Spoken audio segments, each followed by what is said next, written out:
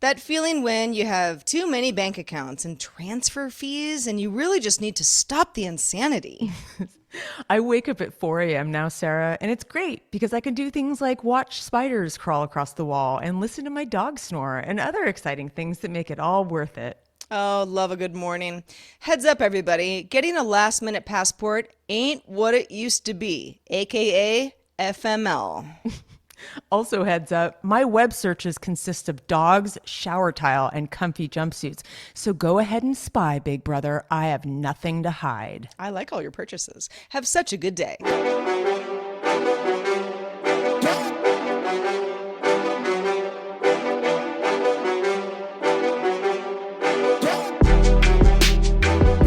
Hello, world, and welcome back to Have Such a Good Day, the show that wants you to do just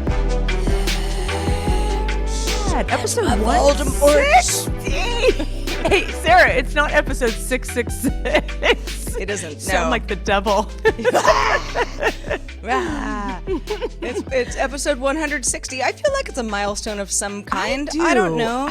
It's a number that, you can divisible by 3. Yeah, and it rolls off the tongue. I feel like 159, 158, 157. It's just like a slow crawl to It was something chaos. interesting. It was. Now we're kind of back. We're back on track. I really felt kind of yeah, I don't know. I felt like I needed to purge or something. Like, this feels good. 160, I'm feeling like, yeah, milestone. I know we've sort of touched on this in the past because we've touched on pretty much everything at this point, 160 episodes into our little show of ours. But there's something about, even when it comes to my age, when I was 39, I was like, I don't know, who even cares? Yeah. 40 was like, It's so true. This is a milestone age. Why? I don't know. We just like round numbers. They just say that. They just say, because it's like the over the hill thing. But yeah, it is so true though, because it does make a difference. Because I always thought it was just kind of bullshit, but it isn't. I don't think it is. Well, but we're also, I don't know.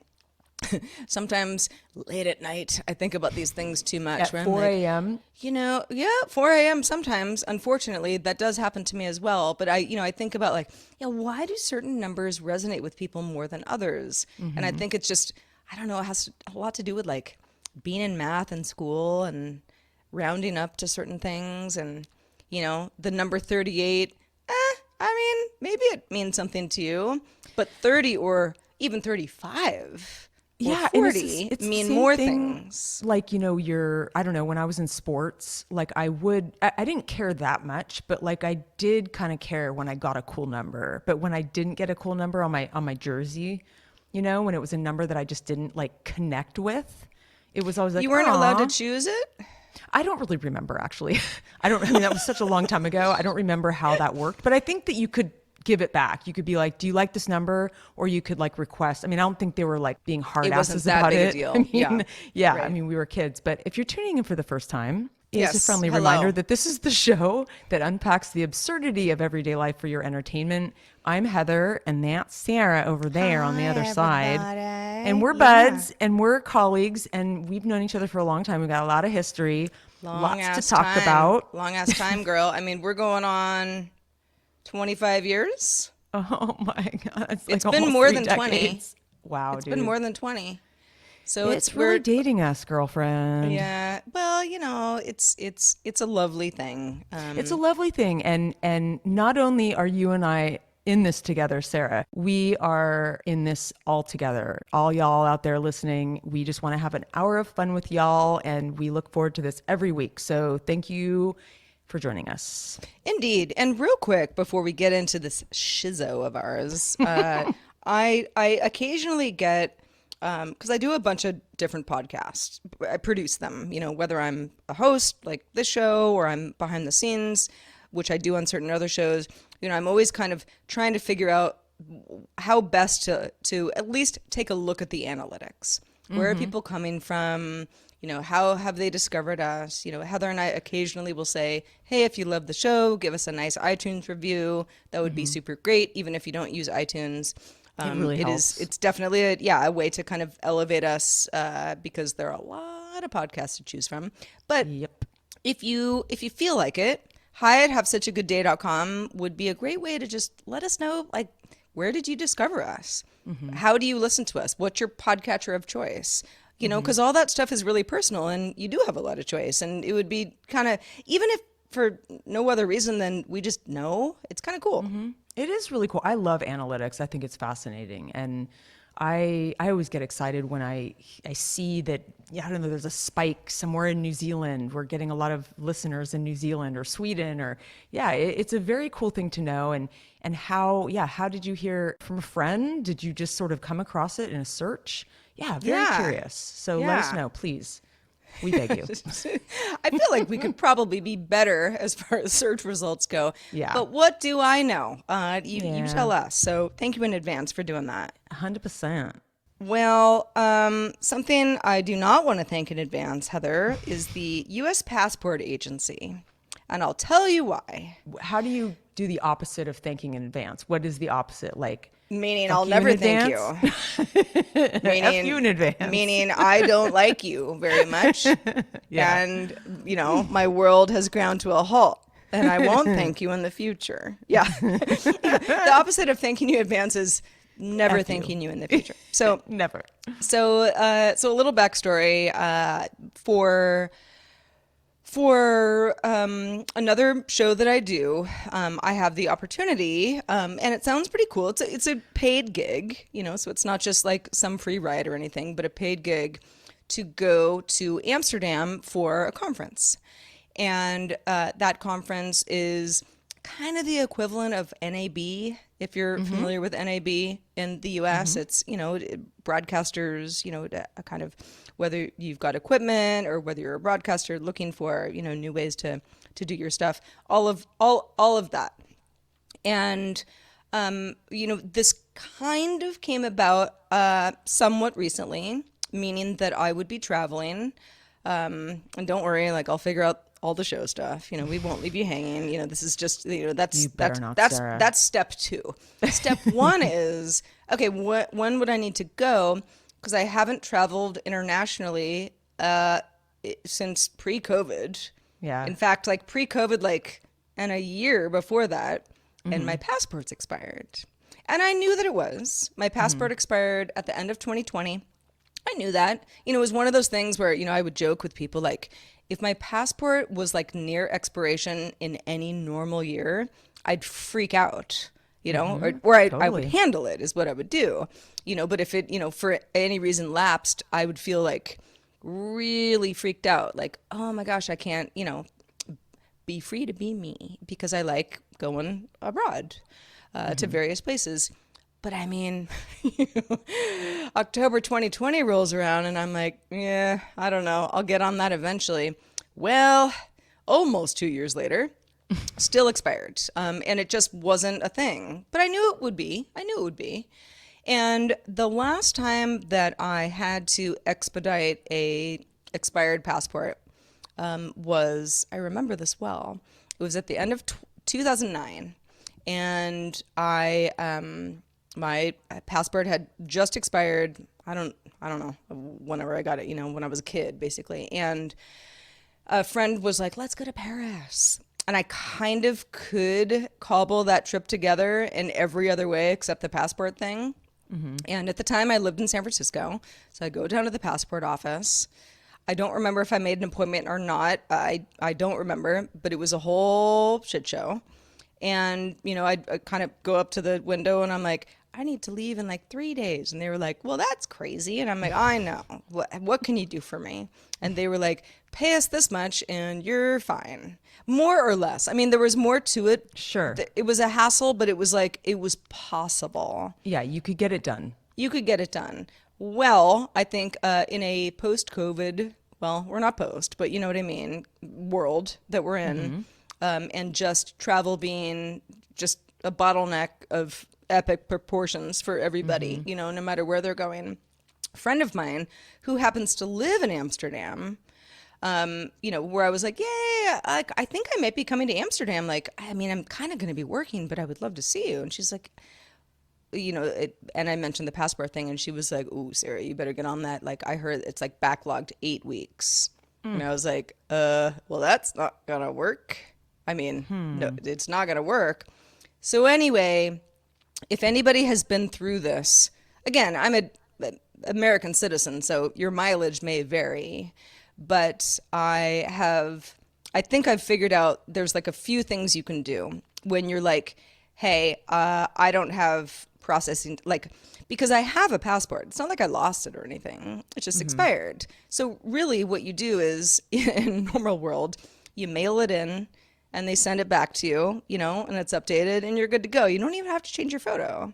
But when you need something expedited, then you have a couple other options.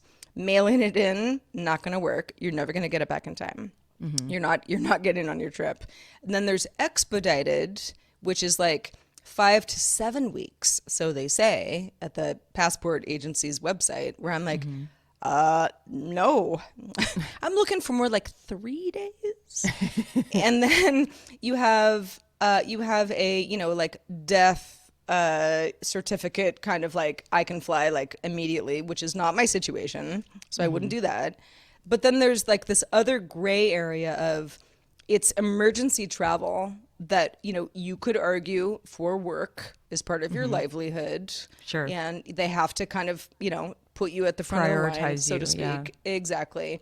But it's like nobody died and they don't really have to grant you this. No. You're just asking nicely, kind of thing. So do you, know? wait, how do you ask? You just, you Well, write an email or you call them? Yeah, you call the passport office. You go through a very strange phone tree, of which I have gone through, I don't know, 10 to 15 times. You know, half the time it like hangs up on me. It's like, goodbye. And I'm like, what? I was on hold. Yeah. And then you get an appointment and then you go in. You got to have forms. They have like nothing on your phone, no screenshots. Everything has to be like in black ink, and you know me, I don't even have pens. So I'm like, I guess I need to like buy a black ink pen. Fine. Where do you do that? Yeah, I don't know. At the pen store. And that has to be within 14 days of travel, or they're just going to be like, well, you're not emergency yet. Yeah. So if I'm like, but I mean, I still feel like it's an emergency and it's like 21 days away, they're like, no, I'll come back in 7 days. And that's at the consulate in San Francisco, which is not actually around the risky. corner for me. Yeah. It's I know. wow. So, and it's no guarantee, right? Like, it's not like you get an absolute seal of guarantee that you are going to get it and be able to go on the trip. I mean, do you have to wait? But from what I've been down, I mean, every subreddit hole of passport anything I have done, because, you know, I stress about these things.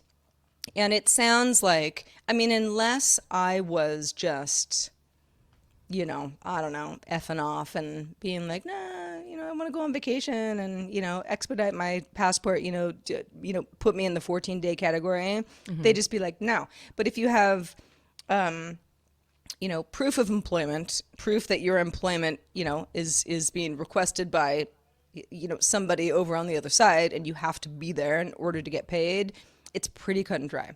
Yeah. So pray for me, internet.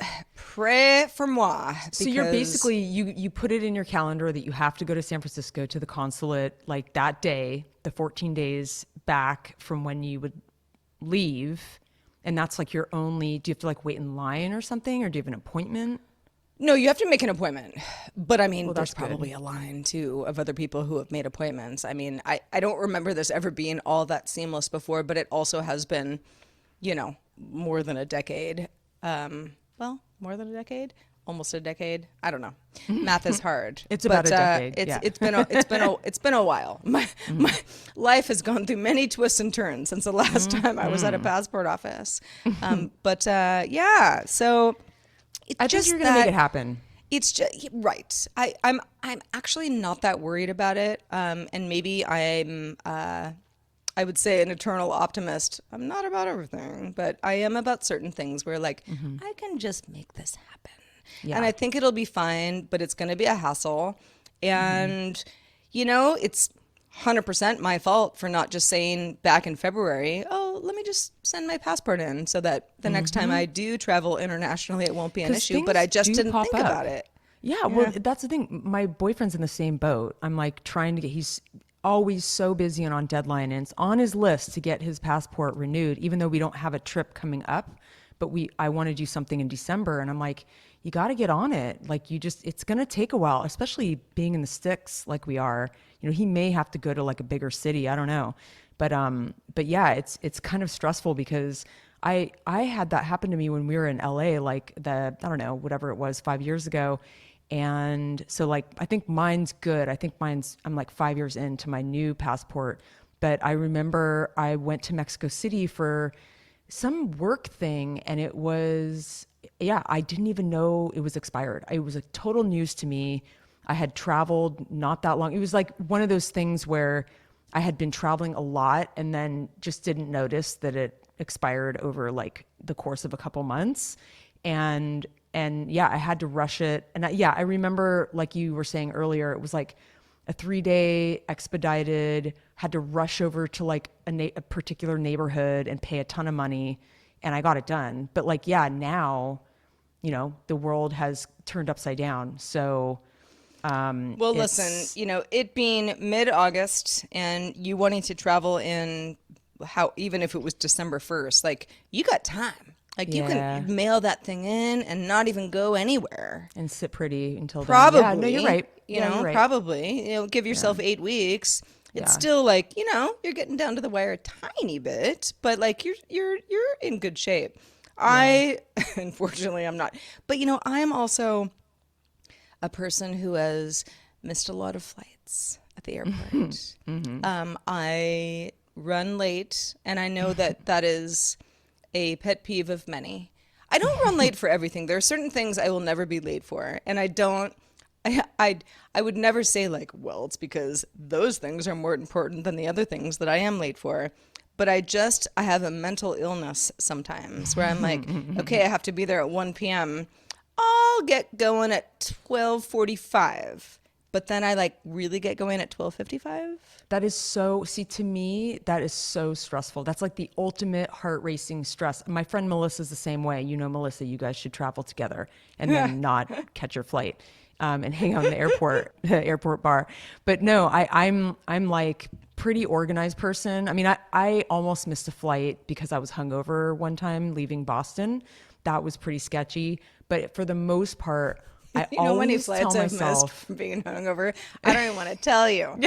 I've lived a long all life. right, we're my going to friends. talk after the show, and you're gonna reveal this number to me. I won't tell anybody. Deep vault. But yeah, I think for me, because I am flying out tomorrow, and I always try to way ahead of time because there's always so much crap you have to do leading up to a trip, no matter where you're going, even if you're going, Totally. interstate.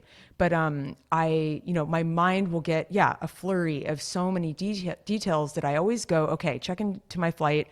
I have to be at the airport at noon, and so I'll know that as a marker in my head, and it helps me to it's like my focus. It's just like I'm focused on that number. But if I don't like plan it in advance in my brain, I'll show up late. It's hard. I don't even know how people sometimes, because I feel like a pretty organized person, but I totally get it. It is hard. It is hard to stay on the mark with everything. There's a lot going on, especially in our modern high-tech lives. And, we're juggling a lot. I mean, I see all my friends, setting around, managing, families and jobs and all the things. And it's easy to forget. I mean, your brain can only handle so much. So I don't knock you for missing flights, Sarah, but I would make you on time if we traveled together. Yeah, and I think every time we have traveled together, it's been fine. And I don't want to sound like I'm just some like deadbeat person who like doesn't understand like clocks. It's just that it's not even about catching a flight. It's like there are just certain things where I go, okay, here's how much time I have. Maybe I'm even within walking distance of this place near my house where I'm meeting a friend for lunch, or it could be anything, and I know what it takes, and I don't always get it right. Well, it's funny because even the last time I flew back from Los Angeles and I went from one kind of regional airport to another. So they were very small airports. I ended up in the wrong terminal at the Burbank airport. And there's only 2 terminals. It's a very small airport. And it wasn't my fault. Luckily, they're right next to each other, so you I weren't know. far. It actually said, I was told, someone looked at my ticket and sent me into a TSA line that was for the wrong terminal. And so I get to the terminal, and I'm glad I had like a little bit of padding, because I had to really hightail it to the other side. Even though it's a small airport, you still have to go through the TSA line again. And those are the kinds of things that happen, or like a connection, and you realize it always your gate is on the absolute opposite end of the airport. It's and the you last have to walk one. for like it an always hour. Is. That's Murphy's Law. And then you're hungry, and then like you have to stop and use the bathroom, but you have no time. That's the kind of stuff that I hate when I'm under the gun. Like I just don't want to feel that heart racing adrenaline. So I always make sure that I map it out now. I don't know if I ever told you the story, my Burbank airport story, Heather. Uh-oh. I feel like I must have, because we've been doing the show longer than that, before that story occurred. So one day, I was living in LA. I had to fly up to San Francisco to do some work, some podcast stuff. So I've got a bunch of podcast gear. It's a big sort of I'm rig. starting to sound familiar. Yeah, continue. Yeah, Mike's and you've seen my rig, like Yeah. it's always kind of like going through TSA is a whole thing, because they're like, are these weapons? Let's look at everything, and it's like, oh god. And podcast gear was kind of foreign to people back then too. I mean, still is. I haven't actually had to travel with this particular rig for anyway. I lived not that far from Burbank Airport at the time, and it was easy breezy, like, sure, I have to be on the freeway for 10 minutes. Then I park, then I just walk into my terminal and I get on my flight, all good. Except this particular day, as I'm walking into whatever terminal it was either A or B or, whatever. I'm like, God, there are like a lot of people in here. What is this line for TSA? What is happening? So I finally asked somebody, and they go, yeah, all the TSA machines are broken. That's right. I do remember this. So, and I think you had a lead up, like your week leading up to that was like a total shit It was show a mess. Too. It was a mess. Yeah. So I was like, okay. And so, I eventually, long story short, it was the clusterest of clusters. I was extremely late to my appointment in San Francisco. I mean, obviously, because the flight didn't take off, but like the flight actually waited for a lot of us, because what's it going to do? Just like leave with no passengers? We were all behind TSA. Mm-hmm. But their whole thing was, okay, well, everybody just has to get like physically patted down, and all of your luggage has to be checked. And I was like, you're not checking my luggage. This is like precious cargo. Like, no way. I'm going to get on the other side and it's all going to be broken because you like threw it in the back of a plane. Totally. Like I keep this stuff with me. Did they let you keep it? They did, but it was quite a process. Yeah. Quite a process. No, this is like not a thing that happened. I don't know if anyone else has ever experienced this. It was mayhem. People were so mad. Guarantee, I would bet money that if any of you out there dig into an earlier episode, I mean, that would be a lot of work. You'd have to really find where we're talking about. But I'm pretty darn sure we talked about this. 2017, maybe. Yeah, so it would be in maybe the, 2018. What? It's. I don't even know what. It was actually in my mental vault. Thank you for the reminder, Heather.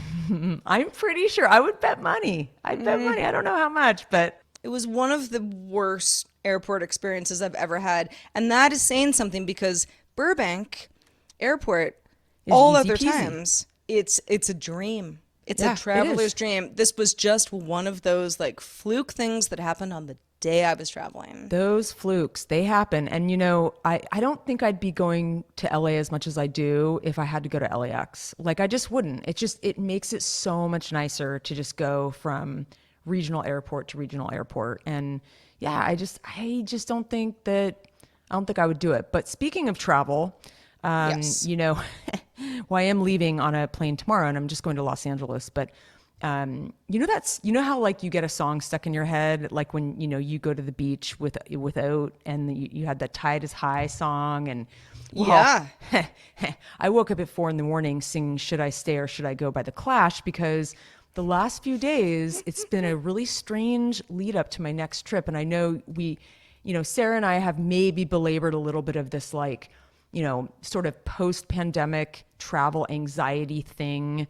Maybe it has something to do with we've gotten comfortable. Maybe we're, in our 40s and we're just stuck in our routines. And I don't know, there's a bunch of factors, but it has been strange because, a few months back, and I probably mentioned this on the show, that I really wanted to be proactive about getting a plane ticket in advance and being, having stuff on the calendar that I can kind of plan out and get out of where I live and go do something else and have an experience. So now the last few days I've been wondering if it was such a good idea, because this trip has been, I keep forgetting that I planned this. And it was sort of based around a friend of mine who lives in southern France, and she's here in LA for like a few weeks, and there's going to be a little party for her, a little soiree. Nice. And that sounds fun. Yeah, super fun. My friend Asia, and I know her. Yes. You Hi, do, Asia. and you would know a lot of people at this party. But so I was like, okay, well, that's a thanks good for the invite, reason. Heather. Yeah, it's a base. Come with, but can you make it to the airport on time? The answer is probably no. Yeah, probably Yes, not. have but fun, though. Just take thank photos. you. It'll be Thank fine. you. I will. And also, one of my really good friends got a really super cute border collie puppy, and I want to meet that little puppy. I mean, I saw a photo or two. yeah, on the internet. Abby's Petey. His name is Petey. He's so cute, and I'm so excited to meet him. I like the fact that, like, maybe, his government name is Peter, but he goes by Petey. Yeah. Because he's just too cute. Or maybe he's just a Petey on his birth certificate because he's just too damn cute. Or maybe, it's like, it's like Otis and Odie. Yeah, exactly. But anyway, Charles I digress. and Charlie. Yeah. Of course, Chars, all the things. Yeah, okay, so all right, so you're going down there, and it's for gonna a be... week. And well, it was funny because I've been bitching about like the kind of foggus thing like in last episode, because there's, we have a lot of like marine layer up here because we're right on the ocean, but it's gorgeous. I mean, like I said, we live on a gorgeous like hunk of earth, but a lot of the marine layer isn't burning off until like 3 o'clock. So I guess I'm more used to sort of an 11 a.m. burn off, but it's like foggy until 3. And then we get these miraculous afternoon, evening sunsets, and it's awesome. And they're so miraculous that it's like, I don't want to miss out on any of it, especially, when it gets sunny here, it's just really magical. So I was don't like wanna looking, leave. No, I don't want to leave. And so it's not just that. But I'll like look at the, you obsessively kind of look at the weather of where you're going and then where you're staying. And you're like, oh man, I'm missing such great weather. Of course I am. Murphy's Law, damn it. And so I've been kind of monitoring, because I'm like, why did I choose to go to Los Angeles in August, like the hottest month of the year? It's in the 90s. I mean, I don't need 90s weather. That's a little much. But Yeah, well, welcome to my life. Yeah, I mean, I was sort of like, Sweat City. can't control the weather. The weather's a jerk, just let it go, but I was like, oh, but it's so nice up here right now. Anyway, it's not just that. It's been a crazy manic summer with the business, just with work, with projects. There's just a lot going on. And I feel a little guilty about leaving, and, kind of leaving, I'm not leaving anything in the lurch. I just have a lot to do that I probably won't be able to accomplish while I'm down there. So there's just a lot of factors that are going into feeling nervous about leaving. I kind of finally today came to terms with it, and I'm actually really excited. And part of it was because I just nailed a sought after reservation at a restaurant that I want to go to with my friend Alexandra. And it was a wait list kind of thing, and it popped up and we got in, and I'm really pumped Heather, now. Heather's back. Heather's back. I'm back, baby. No, I'm excited. And not just that. I literally, like, I planned a zillion things like I do. This is something I need to work on, because I used to have a very busy social life, and I have a lot of friends and I have a lot going on, but it's like I'm deep entrenched in work. I don't have as much of a social life here unless people visit me or I go travel, which is great because then I can kind of carve out the time, and then I'm like not lonely and not desperate when I'm at home. And You are so definitely a person who thrives on a full calendar, though. I would say I that about know you. I do. And And so, but I don't mean that sometimes in any bad way. I feel like socially it's like you're always down for everything, but sometimes you've told me about like, here's my weekend stack, and I'm like, oh yeah, so I'm just gonna oh be no, like it's too eating much. cookies in my underwear and not leaving the house. I think I'm changing. That's my point, is that I think I'm getting to the point where, it's like it's like one big activity for the day or the night, but not both, kind of thing. And Sure. I Yeah. think that my energies, depending on the day, I stack myself like as if I was like in my 20s or 30s and had endless energy and could stay up super late. But I also have like lunches with potential like consulting projects and stuff. Like I have some work stuff, so it's kind of a write-offable trip. But I tend to do this because people will catch wind that I'm coming down, and it's like I make promises like I've got to see these people. I haven't seen them in years, and I mean I got a lot of friends, Sarah. I mean, you start racking them up as you get to be, Yeah. there's just I people I mean, worked with and people. it's a good problem to have It's a great rather problem. than like, I'm why doesn't anyone like me? no, Like and I'm you have a lot of friends, and that's but there's great. it is great, and I'm really feeling lucky. But I mean, there's only so many meals and cups of coffee you can have during a day. So I'm like literally like breakfast, lunch, dinner, coffee, late night, and it's like sometimes I wonder if my brain isn't connected to my body in the sense that I'll make all these plans and then like drop them in my phone, and then I start looking at my days, and I'm like, wait, how am I going to get from there to there? And do like, can you even handle this, like the social energy, and so I know that once I'm there, I will be pumped. It'll all be worth it. It'll be so great. But I can't help but think that maybe part of it is still that residual pandemic thing where we're entrenched in our routines and we don't feel as nomadic, and it's like it's like getting on a bike again, and just, I'm kind of training yourself back into just kind of being in the moment. And 100%. Yeah. yeah, Yeah. so I mean, I often, where I am, it's kind of not, dissimilar to where you are, Heather. It's yeah, like it's true. I'm near things, but I kind of have to get in my car and drive to almost everything. And maybe it's not even that far of a drive, but like it's not like being in a neighborhood with sidewalks, where you just sort of like go like, let's take a stroll and, Yeah, pop totally. into, this cute place on the way or, whatever. Like, no, I haven't done that in a while and I miss it a lot. I And know LA you. is like the greatest place for that ever. So, It is, but if you ever go anywhere, like it is like a half an hour. Like I feel like if you were actually to leave your neighborhood, even to I go just never to a, did. yeah, I know you never did. Exactly, I was exactly. just like, I'm in Venice. You come visit, Yeah, no, it's y'all. true. You kind of have to do that. I mean, and that's the other thing is like LA is really spread out. I do have appointments kind of all over the city, and I'm like, oh, I'm not renting a car, which, you do the math and it's like, I will end up spending money on Ubers, but it'll probably be cheaper than having a car and like less stressful, Oh yeah, no especially, parking, no oh yeah, parking. parking I mean, and just just like that everywhere's alone, valet. that is Yeah, worth the premium. I You agree. just I like when agree. everyone's like, "Well, what's the parking lot?" You're like, "Ah, I don't know. Who cares? I'm just Yeah, gonna and get dropped off in front." exactly. And but the thing is I stay in the hills, so I'm kind of up there. So and I can actually walk down about 10-15 minutes to like a cafe if I want to, or a grocery store. So I'm not like that deep, but it's still not super convenient, like I can't, it's not like living where we were in Echo Park where I can just like walk down and have dinner like right there. I I know miss it. I miss that a I lot miss it. too. Well, I'll eat some I good love food that for little you. head. I know. Kudos to all of you who have moved to Echo Park because now I am priced out of it. I know. I've Heather, totally encouraged people to move there.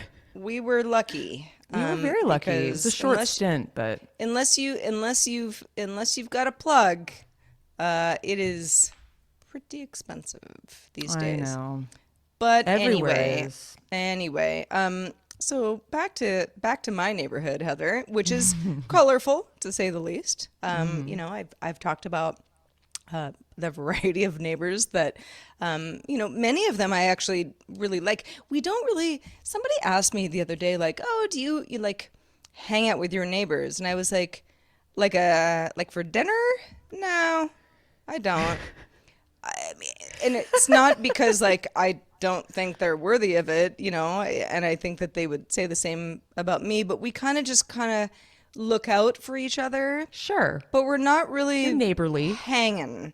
Yeah. Also, my property is almost always, you know, Airbnb stuff. So it's like I wouldn't be able to really invite anybody over anyway unless they were like in my small apartment, and that would be a little much. But but um but for the most part, you know, because I've got Otis the dog, and you know we're walking around here all the time.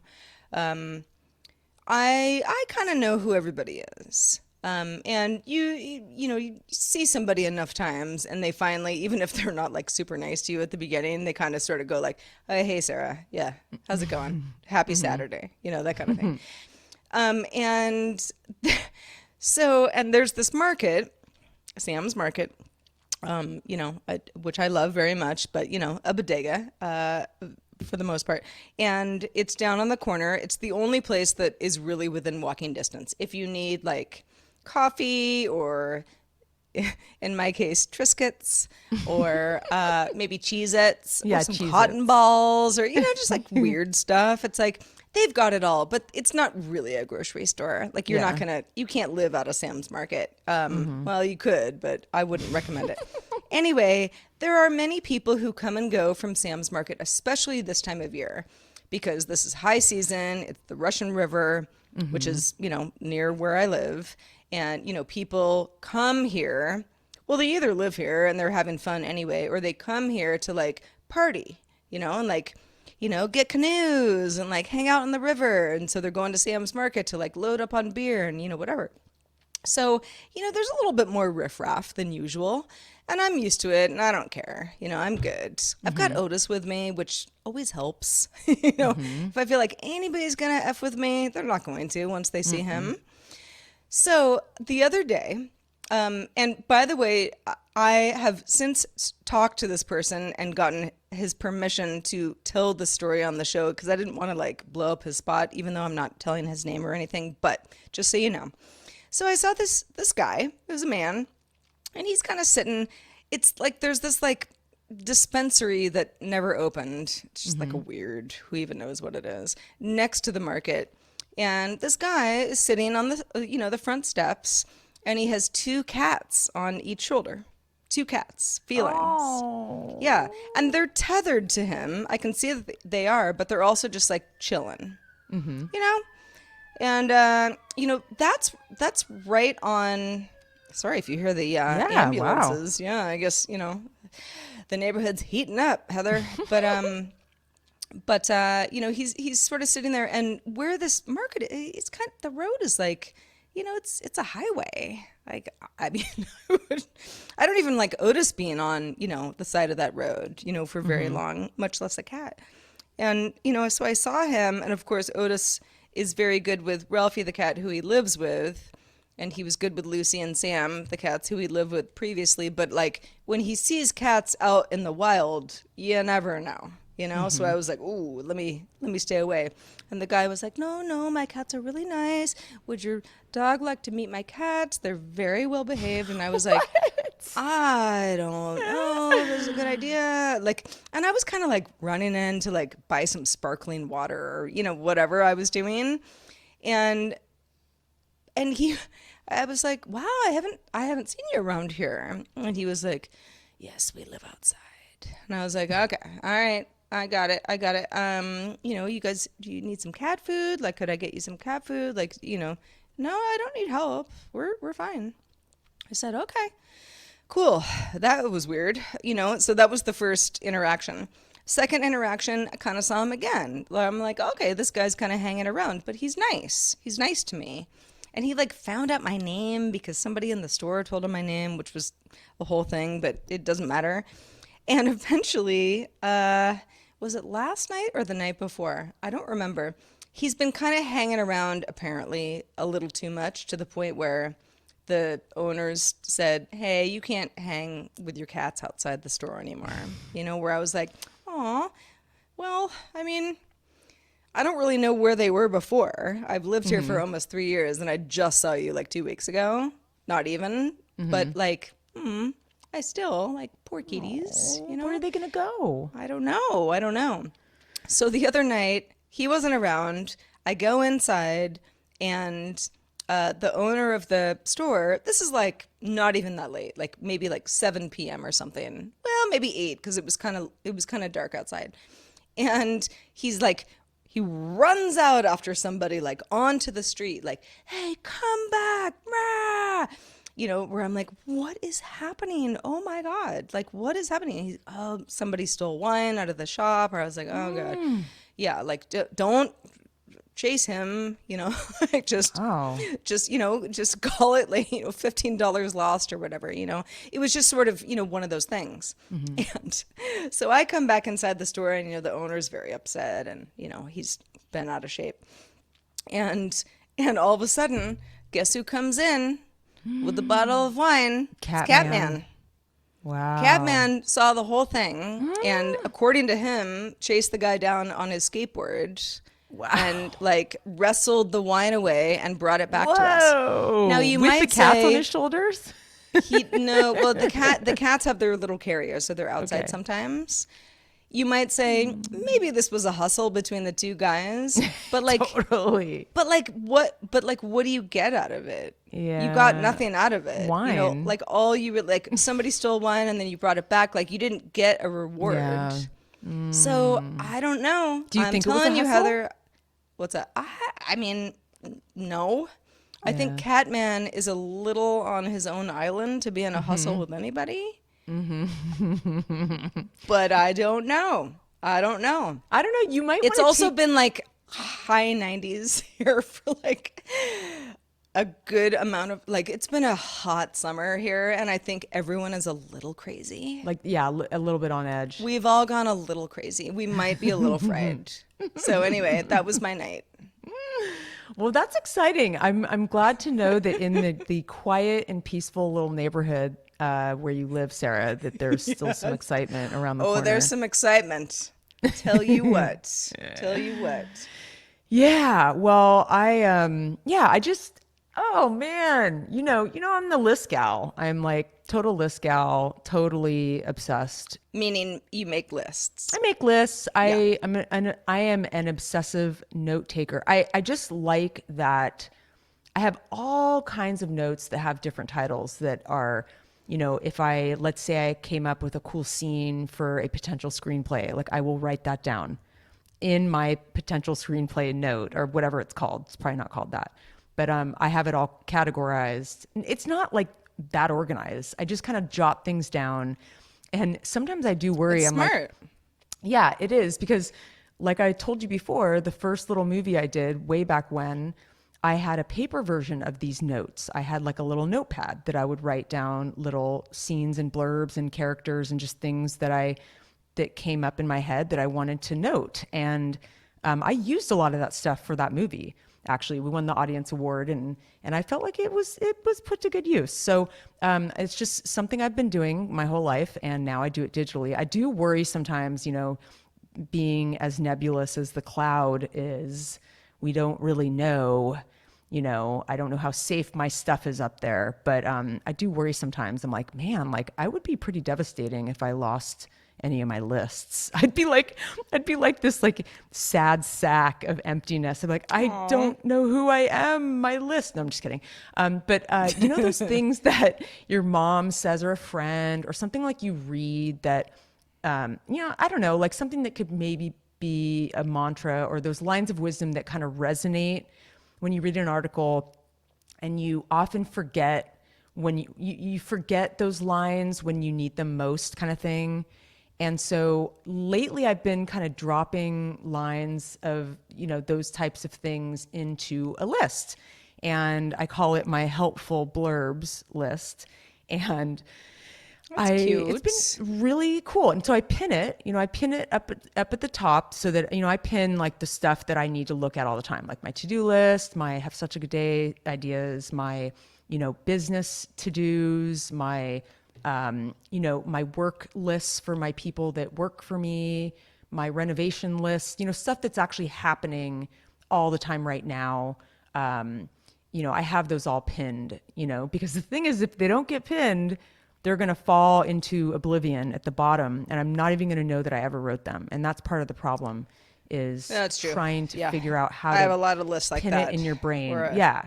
yeah. And You on really, days where you have to, there is a pecking order, or else you're going to be yes. like, oh yeah, whoops, I was supposed to do that like 4 months ago. Exactly. And sometimes when I have idle time, which isn't very often these days, but I remember a couple times where it's kind of fun to look way back, like start at the bottom, like scroll all the way down. And like some of them don't have titles and it's just like a random line that's like hilarious. I'm like, where did that come? It's like, it's funny, but I don't know there's no context, that kind of thing. So I was talking to a good friend the other day who's also a patron. I'm not going to blow up her spot. But we were kind of chatting about a variety of things. We were kind of, we get into some philosophical conversations about life and whatnot. And she'll know who she is when she's listening. You know who you are. And I, like I've said on the show before, I tend to put, a little bit of pressure on myself to, at some point in my life, even though I think I've done some neat things thus far, but I'm like, ooh, I want to do something extraordinary. Like I want to write that screenplay, or like it's just some creative endeavor that I finish and I'm really proud of it. I don't need to like win an Oscar. I just want to do something that, and then it turns into this thing where it's like, it's not that I want a legacy, but it's something that I just want for my own. It's hard to explain. So I was talking to her about it, and she said some neat things about it, because I sort of got into the conversation about legacy, which I didn't actually mean that I'm so desperate to have a legacy kind of thing, and I kind of thought, well, I just want to like enjoy my life. Can't I just enjoy my life? Can't that be my legacy? Because, I'm not caught up so much anymore in, posting all my good times on Instagram. Like occasionally I'll post something. I don't post like I used to.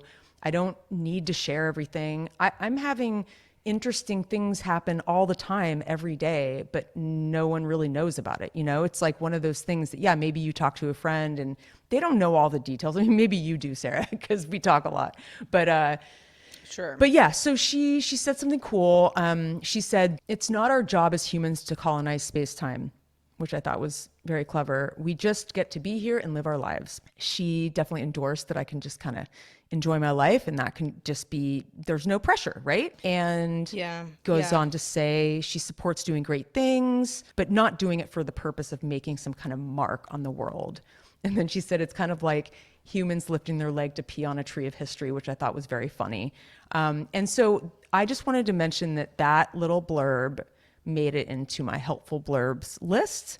And so thank you for that. I will continue to remind myself that there's no pressure to leave a mark, to just enjoy the time that you have on this earth Yeah. and stay beautiful, really. I think I this resonates with me a lot, because I struggle with, especially, getting to a point where it's like, okay, well, I have a certain career trajectory. I've had the same one for a while, some twists and turns, but it really has never changed. And you know, there's a lot of, well, I mean, in the tech space specifically, there's a lot of, you just got to grind, you got to build, you got to, make your mark, Totally. what's your legacy? What are you gonna, what are you gonna show people that you did? Yeah. And I think a lot of that is very valid. And at the same time, I'm like, I also think that I deserve to read a book for 7 hours Yeah. in a And row not tell anyone and just and enjoy not it. care Yeah. because it's awesome. And like, Like, you might say I'm not getting anything from that, but I think I'm getting a lot from that. Absolutely. It's decompression, vocabulary, Yeah. I mean, like, the list could go on.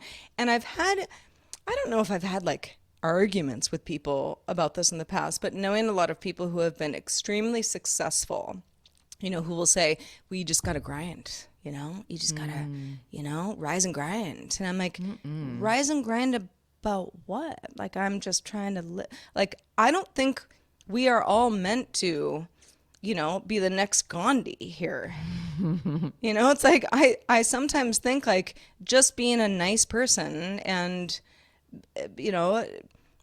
contributing to the world in whatever way that you can, that is, that makes sense to you, is okay also. Yeah, and you'll be remembered in your crew, in your little unit. Of Sure. course. And the thing is, what does it even matter? You're going to be like dust in the wind. I mean, does it really matter in the end? I don't know. I mean, I think a lot of people do feel there is I don't know, politics is a great example, an obvious example of, someone who's like, I am driven and I'm going to do this and I'm going to do it, whatever the cost. Yep. And I'm like, better you than me, because I don't feel that way. No. I am driven about lots of things. I'm also okay with being okay with that, and the world doesn't have to know about it, and doesn't necessarily have to change because I'm just one little lady. You're one little lady. Just a little pocket lady. I'm small but mighty. But I don't know. Yeah, I know a lot of people, especially when you get to a certain age, we grapple with this. Yeah, this we whole, do, for like, sure. like what, like, am I trying hard enough? Yeah. Do people think I'm just like leaning back and not caring? And Yeah. there is not a good answer for this. It is really personal. And a lot of people just aren't going to, like, I don't know, change the world, but maybe they can for themselves. Exactly. And that's the thing. It's like sometimes some of these blurbs that I keep, I know myself, like I've thought about, it's not that, oh, wow, such an epiphany. I never thought of it that way. I do. But when you hear it from someone else and they sort of cement it, that's when it does affect me, because it's something that, yeah, you just get this sort of assurance by someone that you respect and who has a good mind and I've always put a lot of pressure on myself, but yeah, what if I just wanted to start throwing ceramics again and like making mugs? Like what if I did that? Like, is that a decent enough mark on the world? Like, did some creative art. Well, and so again, a person who's like entrepreneurial would be like, well, how many can we sell? Yeah. And maybe you're like, well, I don't know, I just want to do that. And I think both are perfectly fine, answers or jumping off points to the same question. Is like, not everybody is gonna do things the same way. No, and that's okay. And I think accepting that will bring you peace. And I think that over time, I will accept that. This is a big philosophical conversation that I find fascinating. And y'all out there, if you have something to add about this, please email us at hi@havesuchagooddday.com or jump into Discord, better yet, and we'll have a conversation. But yeah, I think it is something that we could continue to unpack as the episodes go on.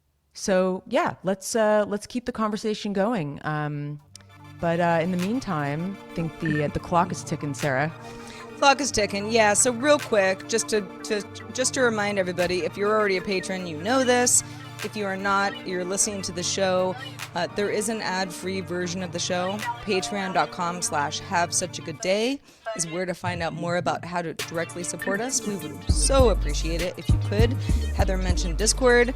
The Discorders, if you can part with $5 a month or more at the Patreon level, you can jump into our Discord. It's a really great crew in there. Shout out to the Discorders. Whoop, whoop. Woo, woo. And, we're hoping to get new patrons next week. We know it's kind of a summer slump. Everybody's hot.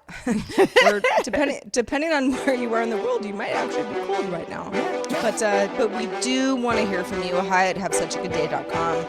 in the meantime, we are going to wrap up episode 160. 161, Heather, you know what that is? Oh, yeah. Ooh, this is exciting, Sarah. It's a palindrome episode. Can't miss that noise.